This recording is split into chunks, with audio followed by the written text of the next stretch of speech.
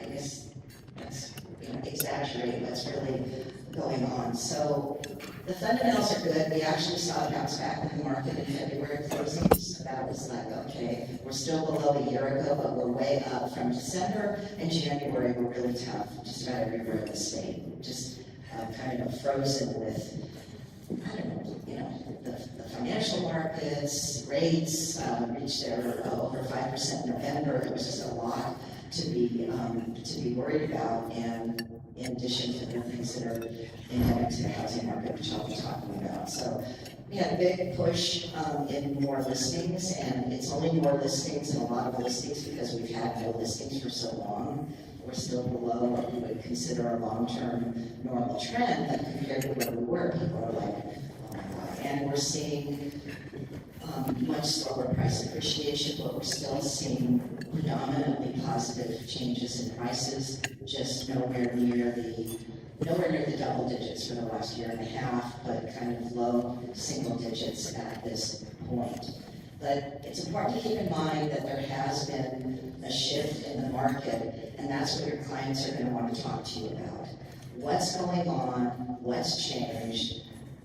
Buyers are like, woohoo, there's so much to look at, I'm going to underbid everything. And sellers are still going to be in the mindset of about 18 months ago, right? And they're going to need to be talked back down to reality. So we can do this, it's just going to be a little bit different. Run a couple of macro slides just to give you a feel for what the landscape is in terms of the national economy. We did not come roaring out of the financial crisis of 10 years ago, really ever. I think maybe we had 1 or 2 quarters that we were, close to 5% growth, but essentially it's been a 2 to 3% recovery world for quite some time. We're expecting to see slower growth in 2019. That's one of the reasons why you've seen the Fed back off. It's rate increasing cycle, but we're pretty happy now. This year, we need to jump ahead for a second here and show you the second quarter growth was 4.1%, and that's in part been powered by the tax cuts that we saw, particularly on the corporate side. Has anybody here done their taxes for this year and had a surprise? Anybody surprised? I've certainly, just anecdotally, had people say, wow, I never owe anything, and I owed a lot this time. So I think the overall impact of that tax bill has yet to be realized. It was pretty much anti-housing, to be perfectly honest with you. And I think it's one of the things that's playing into what we're seeing with first-time buyers at the lower end. But more on that later. Let me go back here and just tell you, consumers, you may have seen the headline, consumer debt is at levels that we haven't seen since 2008. It's not mortgages. It's student loans and it's auto loans. It's not the mortgage market, and I think that's important to keep in mind. It's not the let's freak out level that we saw back then. CPI's been great. Labor market's still very tight. There's a mismatch between what people are hiring for and what people are going to school for. And given how expensive school is today, it's really important to look at that as an investment. You don't want to invest a lot of money in something that isn't going to get you into a career that repays that investment.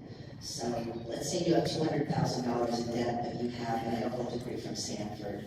You probably made a good investment. If you have the same debt and you're going to be a cook, and now you're doing prep work at the local Wendy's or something, then probably not a good investment. So that's really important. You saw the GDP numbers. The tightest labor market in the country is in Silicon Valley, right? It's just there, and that's why in-migration is so important to the tech companies, because they just aren't able to find the skilled workers that they need, or enough of them kind of grown domestically. But even up here in the Central Valley, we've got unemployment rates in the high single digits, but typically they're twice, it's been twice what they are now. So we've seen a really big recovery in terms of the job sector. We kind of look at every month at what the Consumer Confidence Index is, and it's a monthly survey asking 5,000 households, how you doing? You're making big purchases in the next 6 months, how's your job?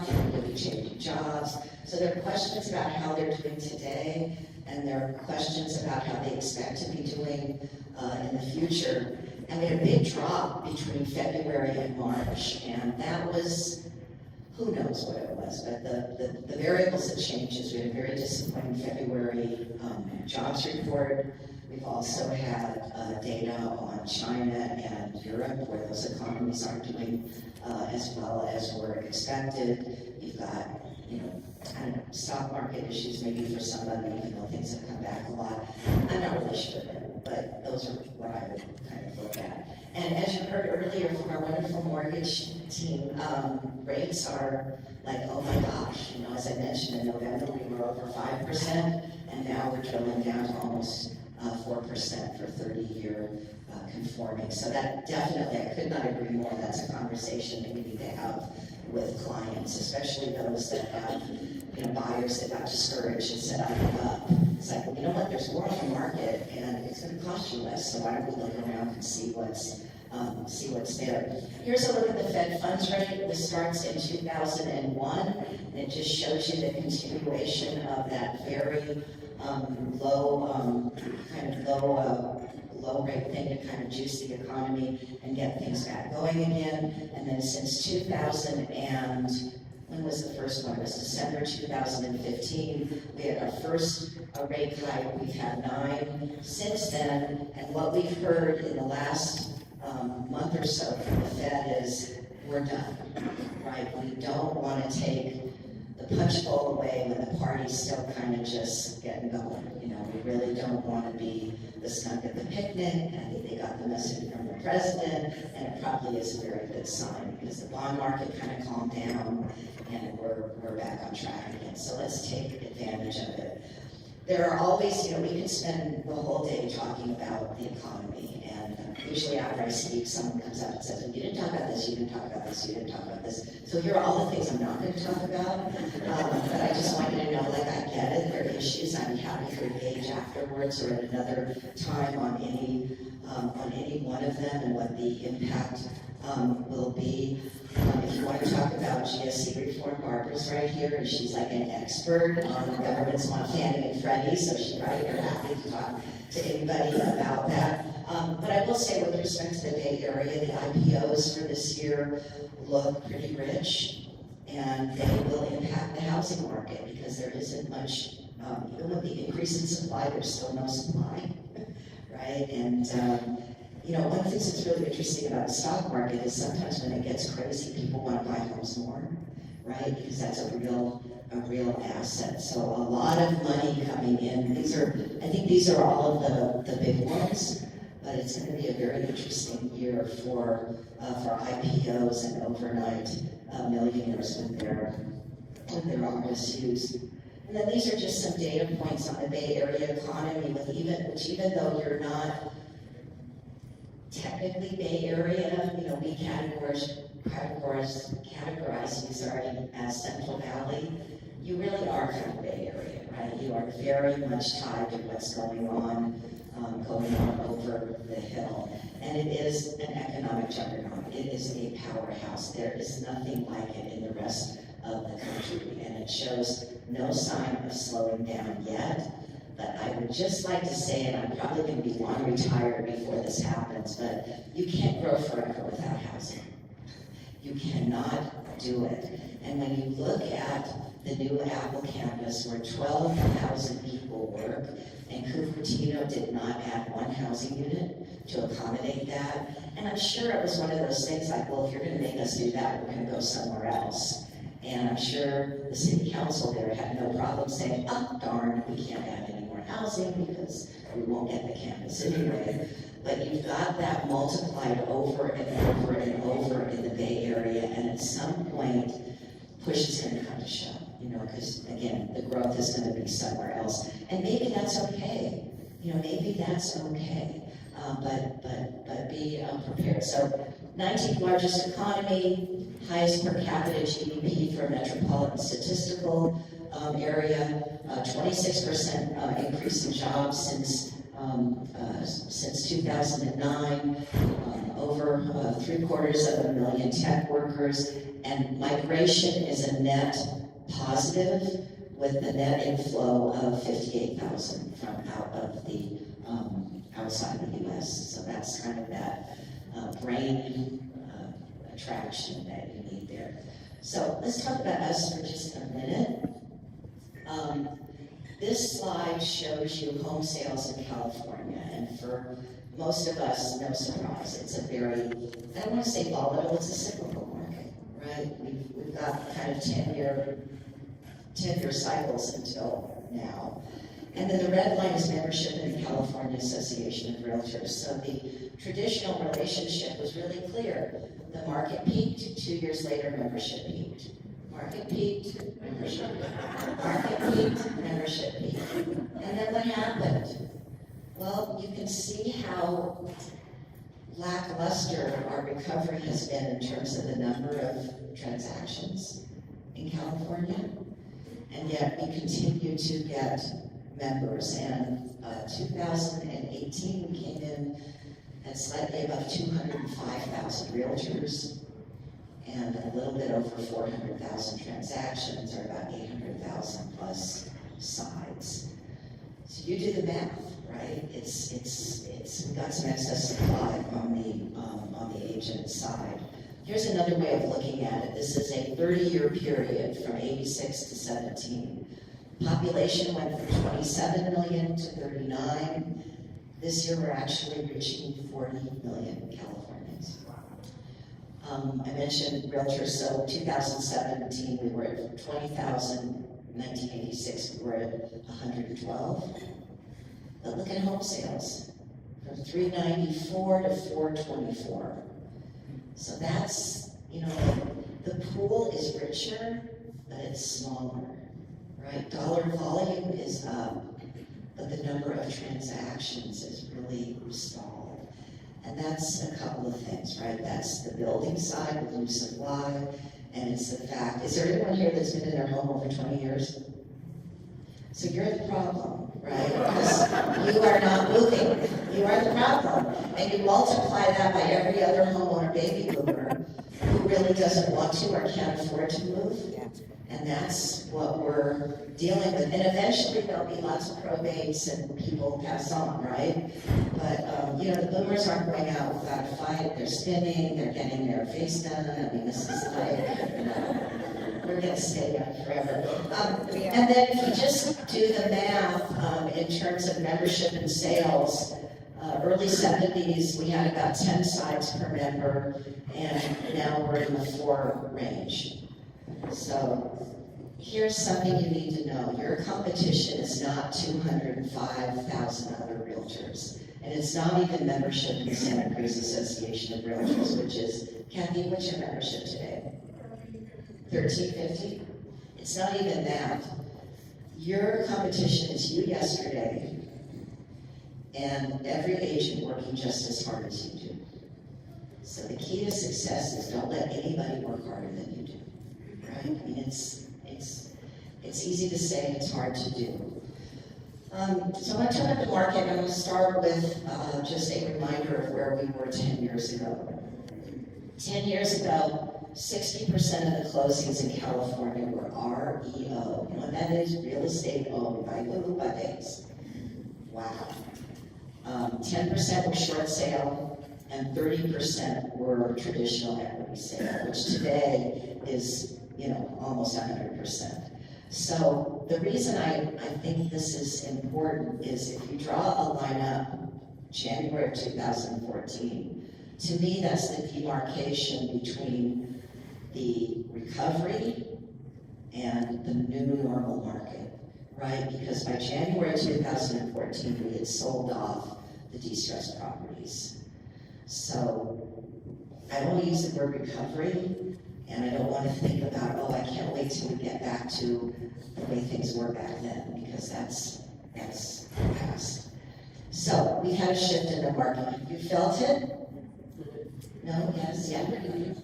That's why we're at the bar, right? It's a little crazy. So here's 2018.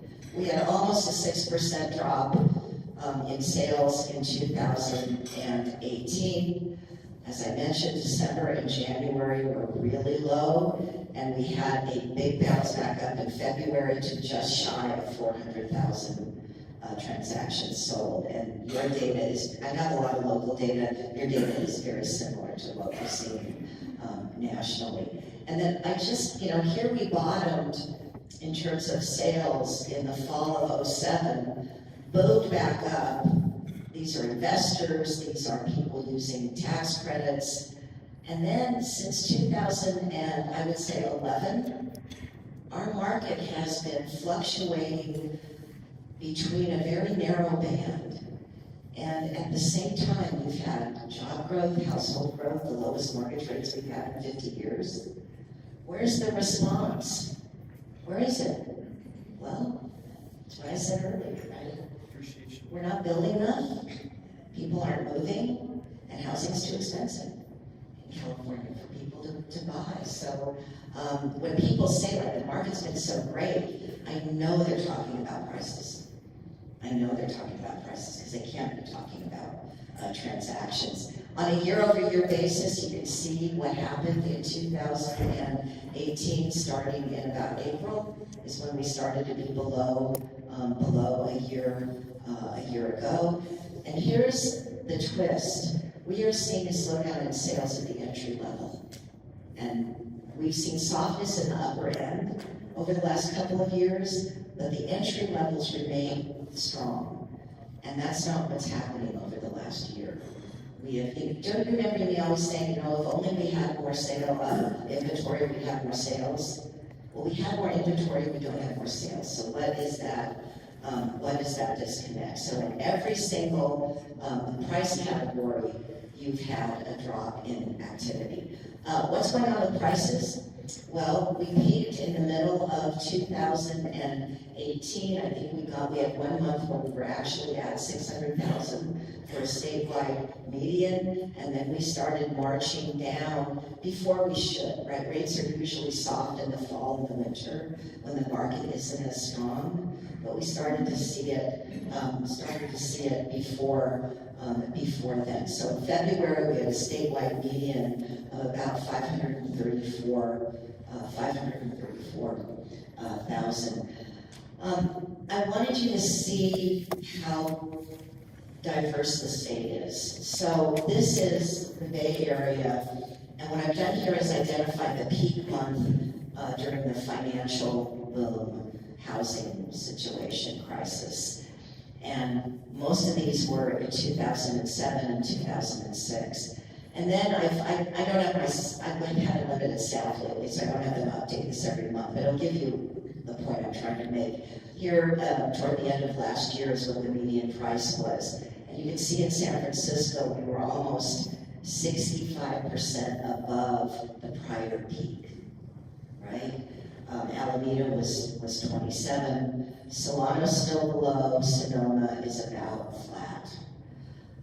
Then what have I got now? Southern California, so only Orange and San Diego were above that prior peak. I'm not looking at the prior peak as some kind of equilibrium benchmark. I just know that for consumers, like if you have a stock portfolio and it's here, and all of a sudden it's here, you feel like you lost money, even though you really didn't, right? You didn't sell it up here, right? But even though your house was worth this much and now it's here, it didn't really mean that you lost money, but it feels that way. So that's kind of a psychological thing I'm looking at. So for SoCal as a whole, down about 6%. Here is the Central Coast, Santa Cruz above the prior peak, San Luis just a tad, Monterey and Santa Barbara, which are both counties that have a very high-end market and a very, I don't want to say low-end, but entry-level market, so that maybe it's always a little bit funky. And then here's the Central Valley, where everybody, including Sacramento, is still above that prior peak. So the recovery in terms of prices is directly tied to jobs, right, and demand for housing and inventory. That's, it's demand and supply. It's not rocket science. Here's a look at the ratio of listings to sales. It's been going up a bit. The trend line since 2018 has been higher. If you were looking at 1985 to 2010, on average inventory was about a 6 to 7 month supply. Then we got into the 3-month supply area, and now in February we were at 4.6. So it's definitely higher, but it's not as if we're awash in inventory. Inventory is really important. When people ask me what is the one variable that you look for when you are kind of focused on where the market's going, I always say look at inventory. That will tell you everything about where the market is going. And what we started to see in January of 2018 is that the drop in inventory, right, that it started in 2015, started to get smaller, right? The difference between this year and last year started to shrink. And then beginning in January of 2018, we started to get more listings than the prior year. So it was at this point that we said, we gotta watch this, and we were not disappointed. But look at what's happening over the last 2 months. The increase is slowing, right? The increase in inventory is decelerating. I think that's very good for anticipating more balance in this market between demand and supply. Here's a look at where listings are January, February compared to this year, just in terms of the count for the state as a whole. So still above, but not as much above. I don't know what I just did, but don't do it again. Okay. And then active listings are up pretty much across the board in terms of price category. And then here's the problem. Listings are up and sales are down, right? This is the disconnect that we're going, wow, that's something we need to pay attention to. And then here's a breakout of price growth, change in prices by region. So I think what you take from all this data is there's some mega trends or major trends going on, but you've got a lot of variation within every single area. And you'll see that in a minute when I get to Santa Cruz, right? There are cities that are growing, and there are cities that have pretty significant sales loss. The change in prices vary from location. I also want to make a point again about headlines versus what's really happening. So you're getting this headline about relatively small increases in prices, and certainly on a year-over-year basis, you're seeing, on a month-over-month basis, you were seeing some drops. But what we've done here is we've compared the median price with the price per square foot. And what it shows in many areas of the Bay Area is the price per square foot drop is much smaller, right, than the median price of what was sold. So that means you're selling more smaller homes, right? And so you've got a bigger kick when you're looking at houses if you don't adjust for the mix. If you were to adjust for the mix and just look at the same size of home, the change in prices down is much, much smaller. So there's always like a zillion nuances to this.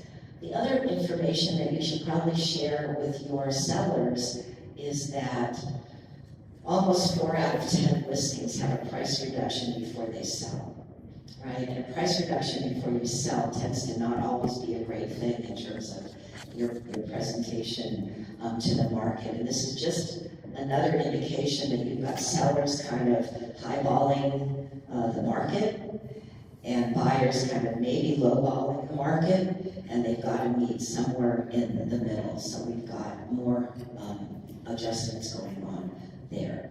So these are all of the counties that are impacting you the most: Monterey, Santa Clara, San Francisco, and San Mateo. Then I'm going to show you just Santa Cruz. I just wanted you to note that pretty steep drop that was throughout the region in terms of home sales, and this is the percentage change, right, on a year-over-year basis. So throughout most of 2018, you've had a pullback in the number of transactions. So if I were to ask you how's the market in Santa Cruz, what would you say? think it's great. Okay, low inventory. At least you're not saying like, what was the thing like the code said, like, it's fabulous, it's incredible. Cautious. Unbelievable. Well, that's it, that's what I was looking for, it's unbelievable. Well, it is, let's believe it, okay? So here is the Santa Cruz home sales going back to January '09. I've actually already given Kathy this PowerPoint. You can click and look at all the data. You are welcome to copy any of my slides. You can put your picture on up here. You can do whatever you want with them because I work for you. So happy to share any of this information. And we've got Excel spreadsheets. I have a wonderful economics team back at CAR that makes me look so good. So here are the percentage changes. I don't know why that's there. The percentage changes, and you can see as we got into the middle of last year in Santa Cruz, we started to see some pretty, starting in July, and then it kind of started to gain some momentum in terms of a pullback in the market. Is that consistent with what you lived through? Yes. Was it just kind of like pretty abrupt? Yes. Yeah, right? And that's how things happen, you know. I remember in 2005, I just want to say it was someone that worked for me that said the dreaded words soft landing, which I will never say, except I think my tombstone should say, she finally got a soft landing. Now I forgot what I was going to make. But Joel's comment was, that really makes sense, everything you're saying, but you know what, I've never seen one. I've never seen a soft landing. And it doesn't mean it won't ever happen, but I think you need to be prepared for the power of the psychology of the market when things just turn off, and you can't really point to one reason, but sometimes it's just a cumulative effect, and boom. Sales dropped most at the lower end of the market in Santa Cruz. So when your low end of the market is 750,000, it's a lot of money for someone entering the market, right? You're really pricing the surfer community out of Santa Cruz, which you don't want to do, right? Because they're so great. And actually some increases here. Now, these increases look amazing, but it's probably, 3 houses to 6 houses. You know what I mean? You don't have a huge inventory to work out. There's 5 cities: Santa Cruz, Aptos, Watsonville, Scotts Valley, and that make up about 75% of the sales in Santa Cruz. Does that sound about right? No? Yeah. Okay, good. And this is a look at year-to-date. So our year-to-date right now is January and February of 2019. So this compares these 2 months this year to the same 2 months last year. So in the plus category, we've got Santa Cruz, which is the largest market in terms of size, Scotts Valley, Los Gatos, Mountains, Capitola, and Freedom, which is a very small market, right? Unfortunately, Freedom. Aptos, Watsonville, Boulder Creek, Felton, Ben Lomond, and how do you say that? SoCal, right? Are down. Does that sound about right? Yeah. So it's a mixed bag, right? That's why they need a good realtor. In February, it took 56 days on average for a home to sell in Santa Cruz. Historically, that's not that long, but compared to 11, it's a lot different, right? So you need to educate your clients about what's changed in the market. Median time on the market is up pretty much regardless of the price category. The only drop was in the one and a quarter to 2 million, down a little bit. And here's a look at time on market across cities. So look at Scotts Valley. 32. That's really different than 57 or whatever that number was, right?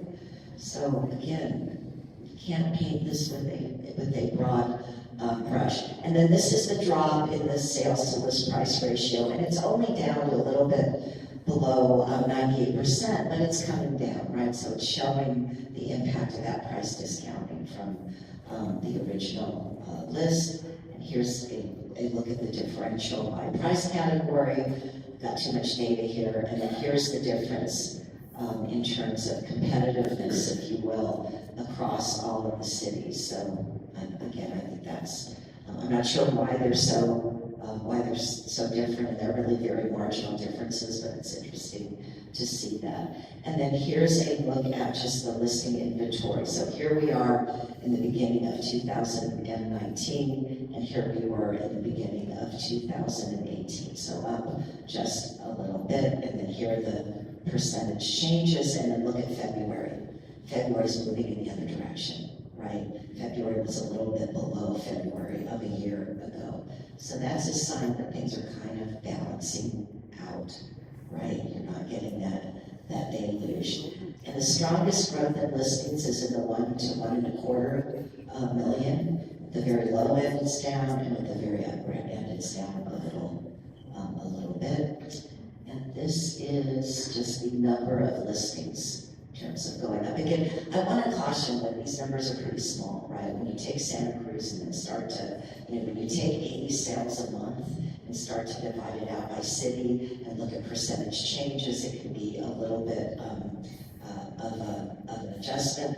Here is, oh, I know, it's not putting the actual number here, and I think that actual number is like 9, I hate that, 9 something. So median home price, it's been a little bit volatile up and down. Condo too, it looks a little bit like the condos have been leveling off a little bit. These are the year-over-year changes in price in Santa Cruz, and actually they've been pretty robust. When you look at the county as a whole, not what we're seeing up in the San Francisco Bay Area. Oh, here's a look at the median prices. So the entry level, you've got Boulder Creek, and then Lowland, and at the upper end you have Capitola, Aptos, and then Santa Cruz. So that's really one of the wonderful things about this county is you've got diversity, right? You do have some entry level housing available. And then here are the percentage changes in Capitola and Aptos up here, then Lowland and Boulder Creek down there. So if you were to ask me how's the market, I would say it's gone from great to good. I think sales have turned the corner from a very slow winter entry into 2019. I think the lower rate of price appreciation is actually a very positive thing. Provides a little more certainty into the market. The fact that you're not going to see just the acceleration in listings that we saw a year ago, I think is a very positive thing. I think the low mortgage rates and the price reductions that you're seeing to get properties sold is really good news for first-time home buyers. I think that's the group that I would be kind of looking out for, and just to set the expectations of sellers that it's going to take a little bit longer than it might have in the past. So I want to kind of do the last segment of my remarks on some of the major issues impacting the California housing market, and the one we really need to talk about is housing affordability. When we did this calculation last year, Santa Cruz had the worst affordability in the state. Now let me tell you what it is. This just says what percentage of the population that lives in the county can afford to buy the median priced home. So if your median priced home is $900,000 and you're looking at the whole county, only 12% make enough to do that, assuming 20% down in those kinds of things. So it's kind of a relative measure. For the U.S., it's 53%. For the state as a whole, it's 26%. So that kind of what? San Francisco's right here at 14. San Mateo, Mono County, just very low income. So again, There's no one way to measure affordability. In general, the tightest affordability is in the Bay Area because prices, as you saw, have gone up so high. Yes? Are they using income from income here, or if people live here, the income they're receiving from driving them to a sort of It's whatever income they have. It is. So Yeah. as long as they're living here, it's just. Yeah, but you've got lower income people in the county that are kind of bringing it down. Obviously, for those people, they can buy whatever they want, but that's not the bulk of the market. Yeah. I'm happy to provide you with all of the background on these calculations too. We have sheets and all that kind of stuff. If you sold someone a home in 2011 or 2012, you should contact them. Certainly talking about changing rates would be maybe appropriate, but they've also experienced the highest equity gain of anybody in recent memory because they bought during the affordable window in California. And that's something that you should be proud of and they should be extremely happy about as well, because since affordability peaked in 2012, it's really been cut in California by almost half. Between 2012 and 2018 in San Francisco, the minimum income needed to qualify to buy the median priced home increased by 125%. I'm going to go quickly through these because they're so depressing. The home ownership rate in California is typically about a 10% gap. In 1960, it was a 3.5% gap, so this hasn't always been quite this big, heading up a little bit in the last year or so as we've had kind of good rates in a very strong job market with kids, getting married or, getting into the home buying process. I'm sorry. Did someone have a comment? I think they're talking in the kitchen. There's the kitchen. Do you want me to say something? Yeah. No. Okay. California is the second lowest homeownership rate in the country, second only to New York. We also have the largest number of homeless people. We used to say that's a social welfare issue, not a housing issue. But in recent years, homelessness has been highly correlated with housing costs. By 2025, we will be a majority renter state. And we already have a huge number, 42 of the top 160 cities are already majority renter. And the weird thing about this list is there are cities there that on the coast, we would consider them to always be so affordable, like Chico, right? The problem is they're not affordable for the people that live there, right? So they're getting priced out. So let me show you what this out-migration two-step looks like.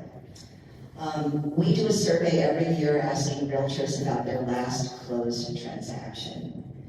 And between 2013 and 2018, the number of you that said your seller moved to another state went from 19% to 29%. Pretty big increase for just 6 years. Here's one of the profiles of a seller leaving the country, or leaving California. They sold their home in LA for $1.175. They had $1 million in net cash gain. They have $200,000 in income. They went to Utah. They doubled the size of their home and lowered their mortgage payment. They wanted to stay, but they couldn't. Since 2010, the net domestic migration out of California has been about 750,000 people. This isn't a huge number. It's a significant number, but it's not, I don't want to overstate my case, but I do want to make the point that we are always looking for the turn, the tipping point, if you will. So this is not births and in-migration from overseas. The California population continues to grow every year, but net domestic migration has been been negative since 2010. So there's a survey called the American Community Survey, which is just a wealth of information about what people are doing and how they're living and where they're going. And what we did is we asked the following question for this 7-year period. Where are people from the San Francisco Bay moving? You know, if they leave, where do they go? And what we found is they go to Sacramento and San Joaquin counties. The point I'm going to make here is that migration is a housing story. It's a housing story, because what do these two counties have? More affordable housing than we have in the coast. Then they went to Oregon, Texas, Nevada, Texas, Santa Cruz, Stanislaus, and you can read that. Then the next question we asked is, okay, where are the people in Sacramento going? Right? Where do they go? And they're the ones that leave the state, right? They are going to areas that have more affordable housing, or areas within California that have more affordable housing. Except for Santa Cruz. What? Except for Santa Cruz. Which is. Well, you have some affordable housing here. You have, right, I mean, it's not on the coast, but, you saw the difference in the cities. So we need to build more housing. This is what Lakewood, California looked like in 1950, right? In 1950, they thought this photo was beautiful, right? This is post-World War II. I'm sure a lot of you, like me, had dads that came out of World War II and bought a home on the GI Bill, right? I grew up in Long Beach, right near here. I went online and found this list of international cities ranked by density. And here's just some of the things I found. Shanghai's number 10, Mexico City's number 27, London's number 43. This is on the website of citymayors.com. I didn't find a US city until number 90, Los Angeles. Obviously, they're not looking it up, right?